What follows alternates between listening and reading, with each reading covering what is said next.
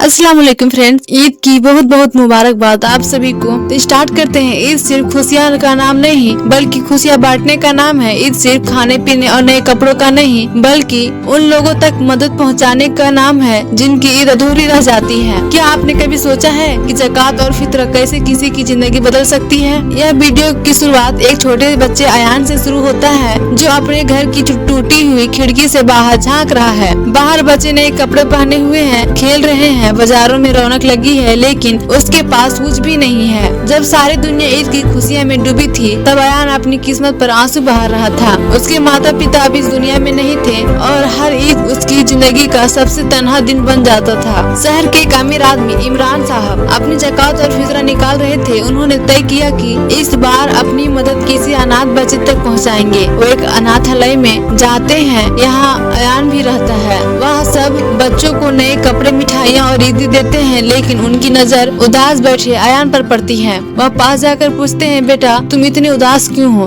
अयान डरते हुए कहता है कि ईद तो उन लोगों के लिए होती है ना जिनके पास परिवार हो, मेरे लिए तो कुछ भी नहीं है। इमरान साहब भावुक हो जाते हैं और उसे गले लगा लेते हैं। वो कहते हैं कि नहीं बेटा, ईद सबके लिए होती है और आज से तुम अकेले नहीं हो। इमरान साहब उसे अपने साथ बाजार ले जाते हैं, नए कपड़े दिलाते हैं, मिठाइयाँ खिलाते हैं और उसे गले लगाते हैं। अयान पहली बार खुद को अकेला महसूस नहीं कर रहा था। उसकी आंखों में खुशी की आंसू थी। अगले दिन जब वह अपनी नई शेरवानी पहन कर नमाज पढ़ने जाता है तो पहली बार उसे ईद का असली मतलब समझ आता है। खुशियाँ बांटने से बढ़ती है। एक छोटी सी ज़कात, एक छोटा सा फितरा किसी की पूरी दुनिया बदल सकती है। क्या आपने कभी सोचा है कि हमारी थोड़ी सी मदद से किसी की ईद रोशन हो सकती है? एक गरीब मजदूर राशिद मियाँ, वह ईंट भट्ठे पर काम करता है, दिन भर मेहनत करता है, लेकिन इतनी कमाई नहीं होती कि अपने बच्चों को नए कपड़े दिला सके। घर में उसकी पत्नी और 2 बच्चे हैं, 10 साल का अली और 8 साल की फातिमा। ईद आने वाली है लेकिन घर में खाने तक के पैसे नहीं है। राशिद मियाँ बाजार में ईद की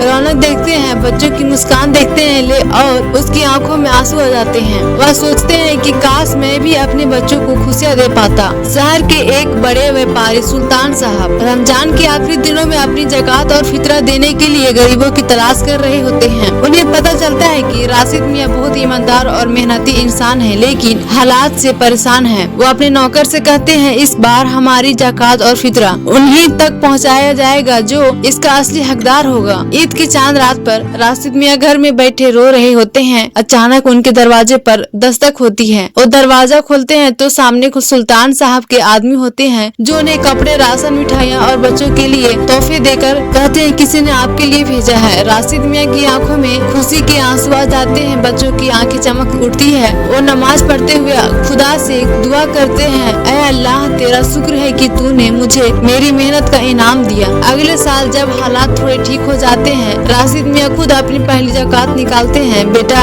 अली पूछता है, अब्बा ये कैसे? अब्बा ये पैसे क्यों दे रहे हो? राशिद मियाँ हंसते हुए कहते हैं, बेटा पिछले साल किसी नेक इंसान ने हमें हमारी ईदी दी थी, अब हमारी बारी है कि हम भी किसी और को ईदी और राशन दे। दान केवल अमीरों की जिम्मेदारी नहीं बल्कि हर एक इंसान की जिम्मेदारी है। जब हम किसी की मदद करते हैं तो वह सिलसिला आगे बढ़ता है और दुनिया में अच्छाई फैलती जाती है। अगर आपको यह वीडियो अच्छी लगी हो तो लाइक, कमेंट, शेयर करना ना भूले और ईद मुबारकबाद जरूर